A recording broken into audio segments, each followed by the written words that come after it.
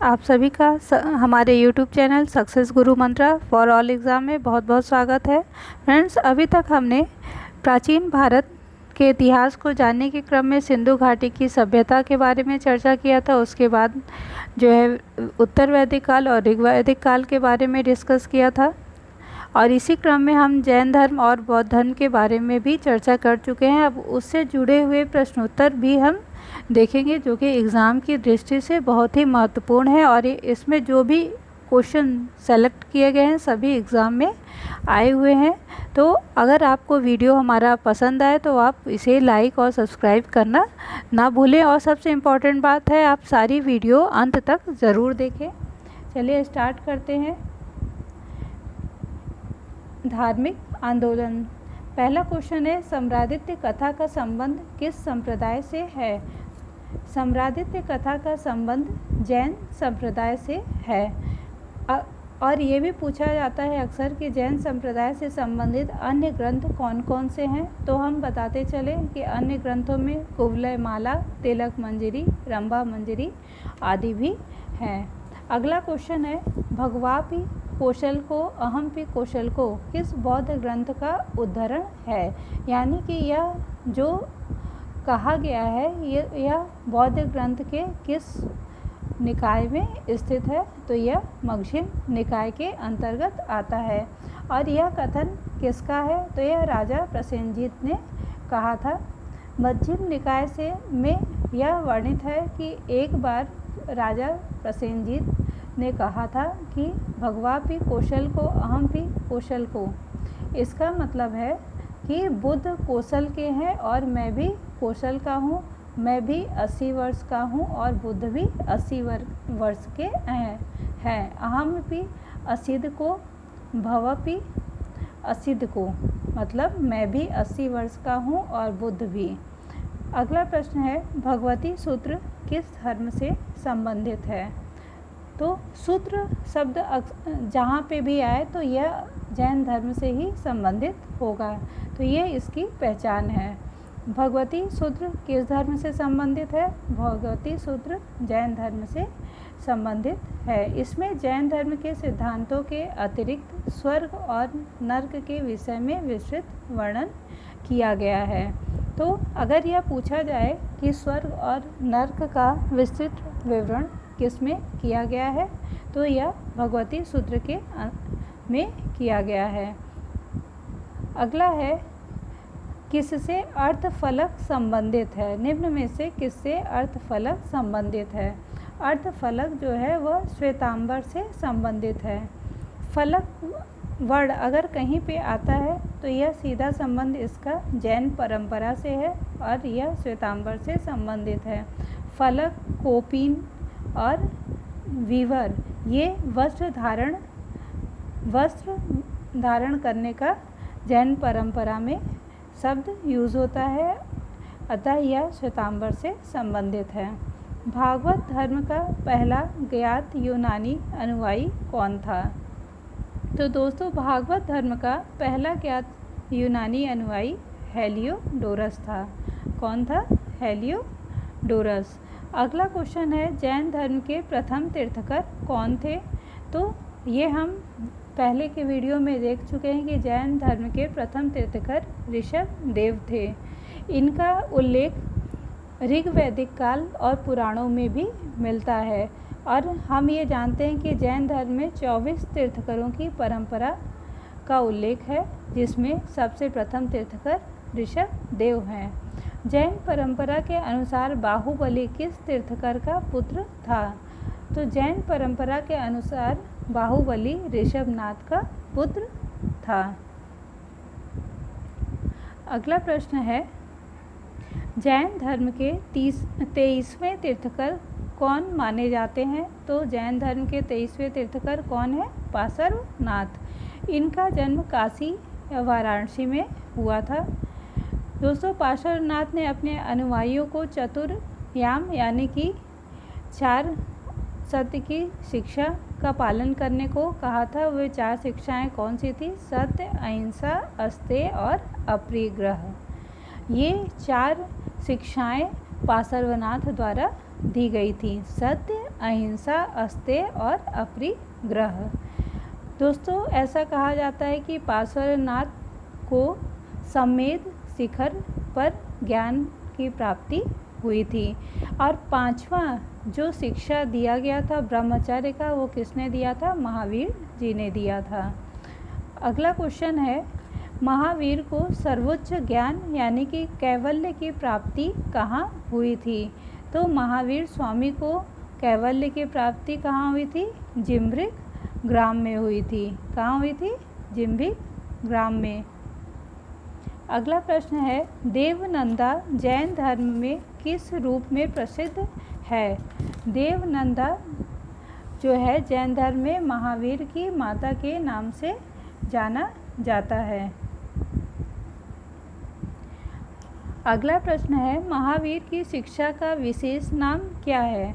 ये हमने पिछले वीडियो में देखा था कि महावीर की शिक्षा का विशेष नाम क्या है?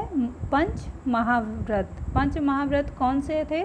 सत्य, अहिंसा, अस्तेय, अपरिग्रह और ब्रह्मचर्य। जैन धर्म में सामान्य सेवकों के लिए और भिक्षुओं के लिए अलग अलग व्रत निर्धारण किए गए थे, जिसमें साधारण के लिए अनुव्रत और जो भिक्षु थे उनके लिए महाव्रत का निर्धारण किया गया था।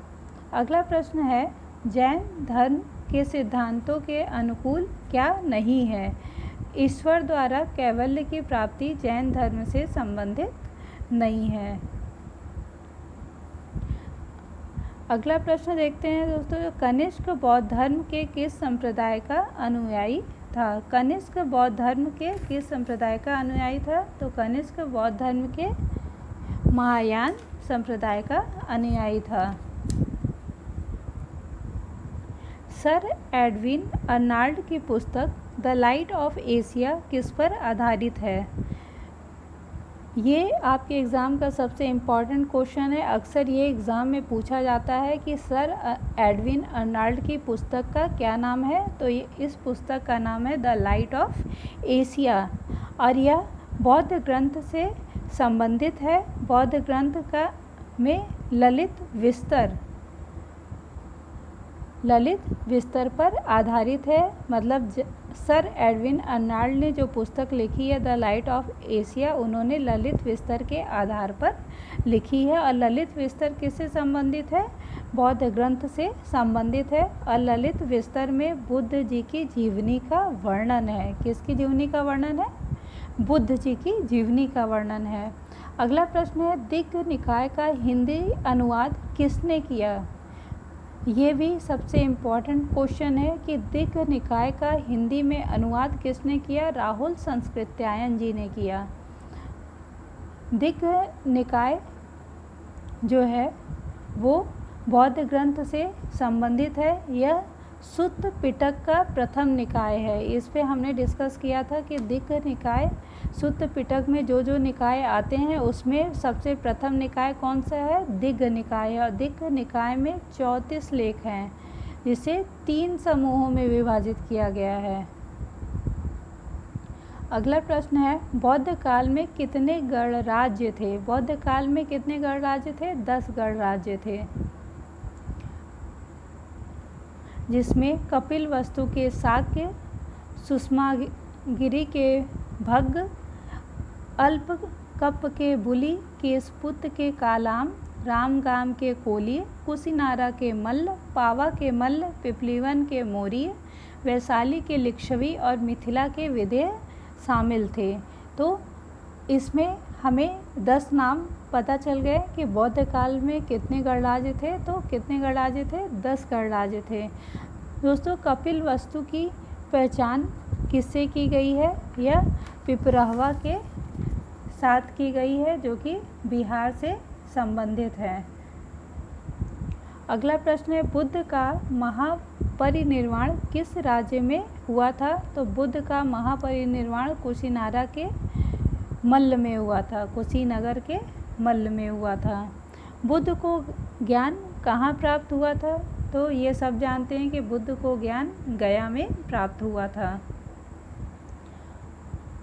अगला प्रश्न है, ये भी इम्पॉर्टेंट है आपके एग्ज़ाम की दृष्टि से, भगवान बुद्ध ने अपना प्रथम धर्मोपदेश कहाँ दिया था? तो भगवान बुद्ध ने अपना प्रथम धर्मोपदेश ऋषि पत्तनम में दिया था। कहाँ दिया था? ऋषि पत्तनम में। ऐसा कहा जाता है कि 6 वर्ष की कठिन तपस्या के बाद अपनी 35 वर्ष की अवस्था में वैशाख पूर्णिमा की रात को एक पीपल के वृक्ष के नीचे गौतम को ज्ञान प्राप्त हुआ था। ज्ञान प्राप्ति के बाद वह बुद्ध कहलाए। ज्ञान प्राप्ति के पश्चात गौतम बुद्ध ने अपने मत का प्रचार प्रसार शुरू किया। अरुवेला से वे सबसे पहले ऋषि पत्तनम, यानी कि वर्तमान में वह सारनाथ वाराणसी के निकट स्थित है। अक्सर ये भी एग्ज़ाम में पूछा जाता है कि ऋषि पत्तनम कहाँ पे स्थित है, तो यह बनारस के निकट स्थित है।